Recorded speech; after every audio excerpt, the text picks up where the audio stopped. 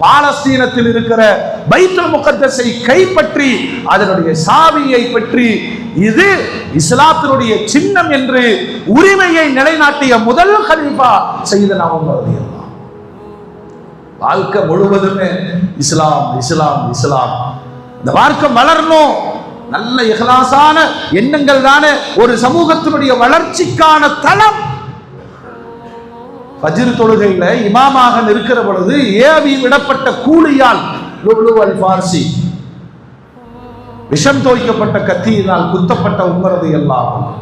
எல்லாரும் அவங்க பார்க்க வரும்போது அந்த கூட்டத்திலேயே சொன்னாங்க, கொஞ்சம் கரண்டிக்கு மேல ஆடை உயர்த்தி கட்டுங்களே, அது எவ்வளவு பெரிய பாவம் என்று பெருமானார் எச்சரித்து இருக்கிறார்கள்.